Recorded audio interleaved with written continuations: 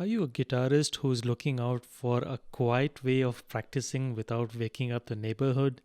Well, if that's you, then hang on till the end. You are gonna love it. Hello, folks, and this is Ashler Creatives Productions. I'm going to be reviewing two particular, headphone amps for your electric guitar, your bass guitar. I have a bass, so I bought two of them. One is the Vox bass, the other one is the NUX or NUX GP-1 headphone amplifiers. Now, the beauty of these amplifiers is that you do not need any boxy amplifier or the big speaker thing, and just plug it into your guitar, and you can also connect your headphones or earphones to it. The Nux, I'm going to call it Nux, okay? So that also has an option to give distortion effects along with clean effects, whereas the Vox bass can actually give you a drum rhythm that you can play along with, and you can even control the tempo on that. Apart from that, most of the settings on this is pretty standard. They both run on AAA batteries. Alright, now let's get into the individual amps. I'm first going to talk about the NUX. Now, this particular one is nothing fancy, very straightforward actually, and it has an aux output and headphones output. Along with that, you get a gain knob, then you have tone, and you have volume, along with a power button on the face of it. The gain knob in this particular unit is quite interesting and I love it. If you have an electric guitar, this will be a treat for you because if you increase the gain, you actually get distortion effects. And with the tone, of course, you can change how it sounds, and volume is well self explanatory. This is my favorite of the lot, I'll tell you right away.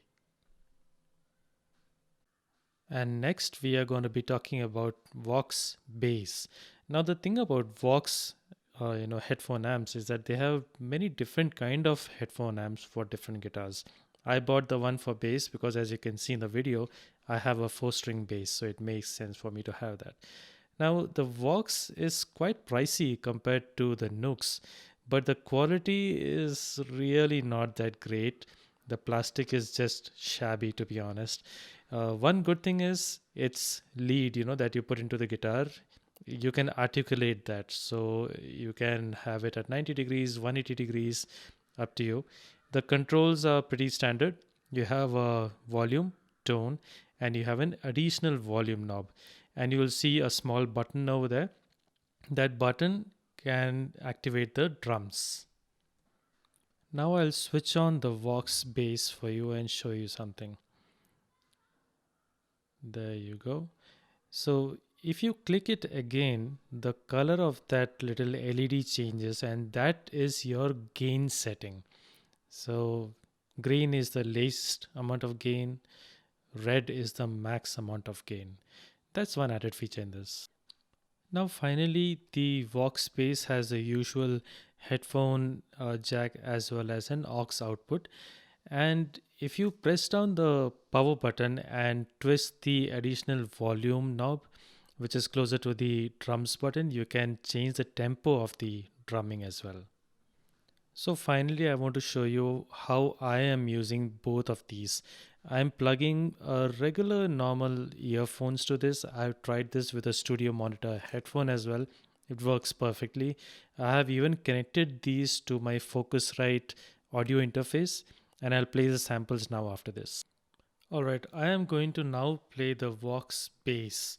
Notice that there is a lot of background noise in this. I tried really hard to adjust for that, because of which the bass sound is extremely heavy, but that's the best I could get out of it. I'll talk more about that. So this sample is just the bass without any drum beats. Here goes.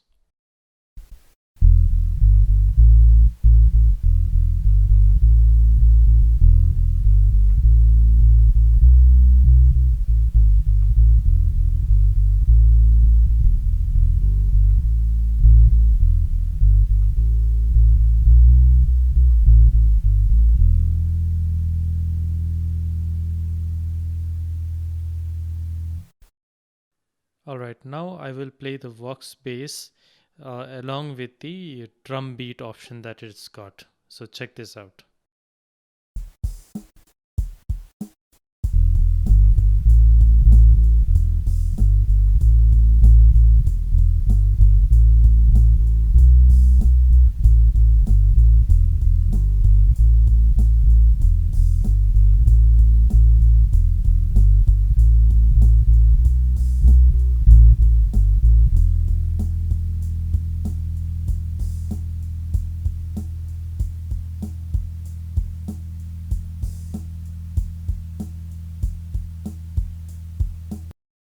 Alright, so you just heard the Vox bass with and without the drum beat rhythm option. Next, I'm going to play the NUX GP-1. Check this out.